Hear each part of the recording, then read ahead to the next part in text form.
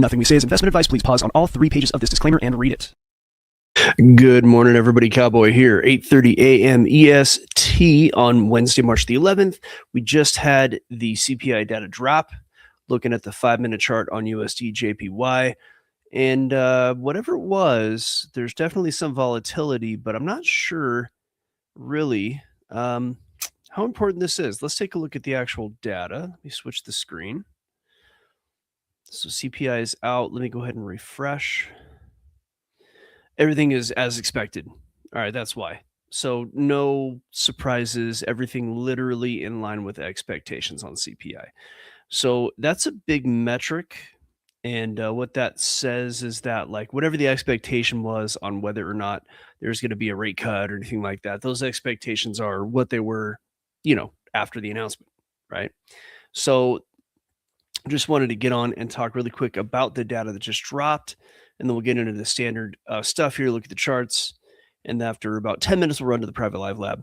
Don't forget free algo in the description. Go to the description, click the link. It's a video where I show you really quickly, very easily, how to build an algo, how to turn it into code using Grok, the tools traders use to connect their algo to their broker, so the computer trades without them even being there. Of course, you have to optimize that algo before you plug and play it, meaning it's not exactly plug and play, but it's, you just got to make sure it works for whatever you're trading before you hit the play button.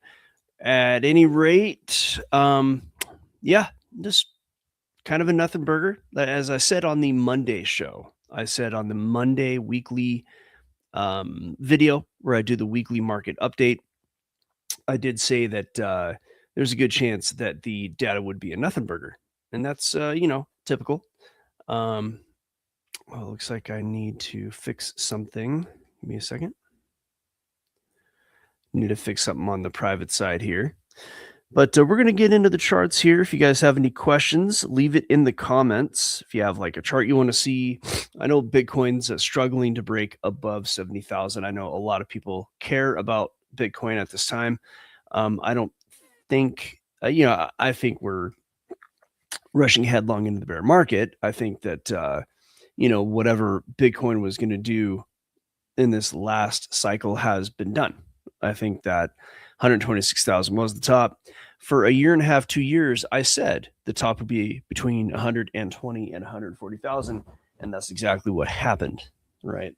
So among the many other things that I have predicted, and Vida Gorilla has predicted here on Algo Factory, especially in the private live lab, those that prediction in particular was so far correct. It's always possible we get another high. So I guess I've been talking enough about Bitcoin. I'll put it up on the chart. Let's go ahead and zoom out a little bit. Just take a quick look at the algos. Look, I think for now, Bitcoin's in a position where it's either going to go sideways, it might even pop up a bit, and nothing changed from the last time that I talked about Bitcoin. So I'm not going to talk about it for too long. I think that you have this range it's not a very clean range. So yeah, I'm just going to throw some numbers out there, a little loose, but 65,000, really 64.9. And then top side, I'd say about 71,500. Price just kind of bouncing around in that area, not exactly at those edges. That's just, the most common edge to be seen here for the bounce. And it's probably going to do that until it doesn't. Now, there's a chance that it either comes down and then comes back up and then starts to head up here towards 80,000. That can happen. But we had this breakout here where it went up to 74, rejected back down. So it's in the cards to go sideways for a while and then maybe even pop up. It's in the cards. But being where we are in the market and how the kind of the large players are looking at Bitcoin right now, it may well be that this just simply goes sideways and down. And there's really not a way to know until it happens. Until this range really sees a true break out of the range, it's really hard to say what's going to happen.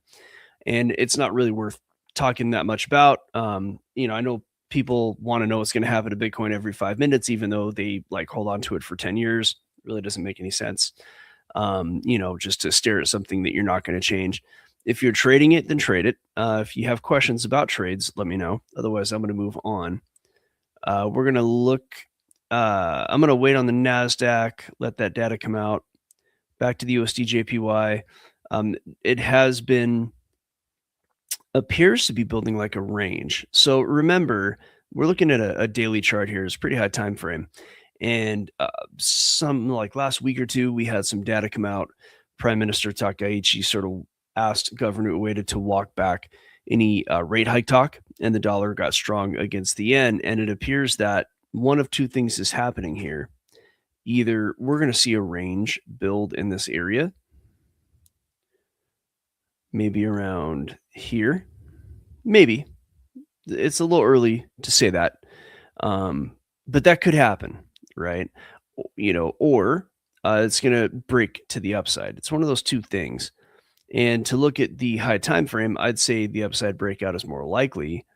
It doesn't mean it's going to happen today, although it could happen today because we are sitting at the top of this range, right? So now price easily could simply reject and head back down, or reject and partially head down, or anything.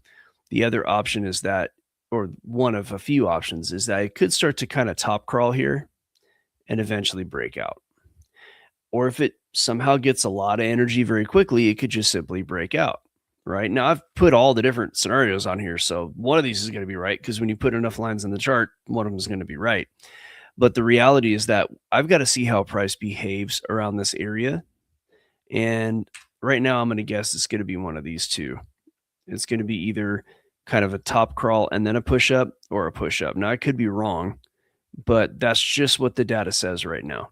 It's bullish, and it's going to probably be one of these two things. So that's narrowing it down to some useful data rather than just throwing 28 different predictions in the chart and be like, hey, I was right. Like, okay, it's bullish and it's probably going to break out, or eventually break out, one of the two. So there you have it. Let's move on to the NASDAQ. Very boring, very quiet, staying within the range, right? And that's kind of what we talked about earlier in the week. Let me just take a brief look, see if there's anything changing in the higher time frame. Not really. Nope, I don't expect any change on the indices right now. This is either being just kind of compressed by big money, so it doesn't do anything really surprising, or it's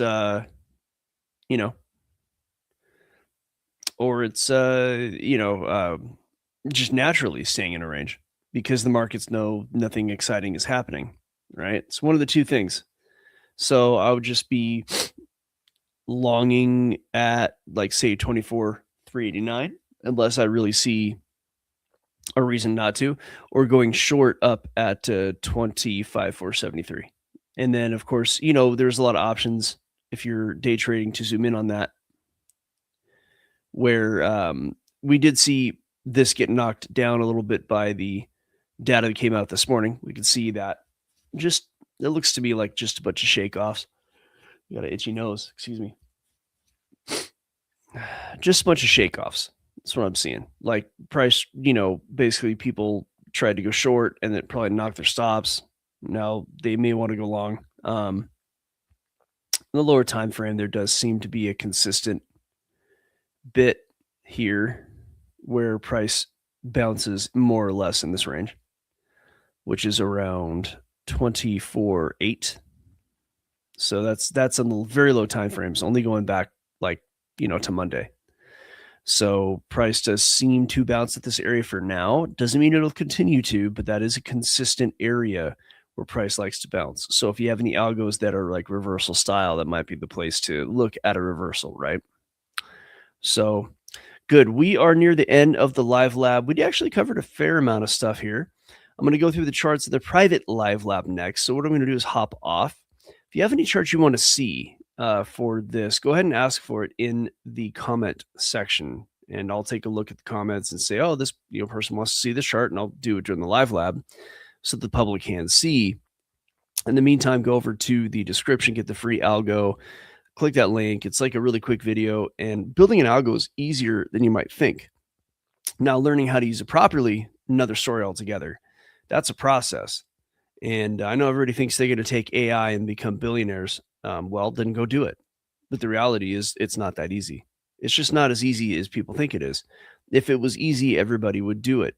This requires training. We give that at Algo Factory, so you can learn to trade like a hedge fund pro. AlgoFactory.tech. Join us. And if you click the link in the description to get the video, we'll also send you a weekly update. It's an email that I put out. I explain what's happening in markets, and I also link to a video with what I think is going to happen that week. And we do take requests, mostly from our private members. You're going to hop over to the private live lab. Thank you all for watching. We'll be back tomorrow morning, 8:30 a.m. EST, for the same thing, same bad time, same bad channel. Thanks for watching. Never forget. Join us or die. Just kidding. We love you. You're not going to die.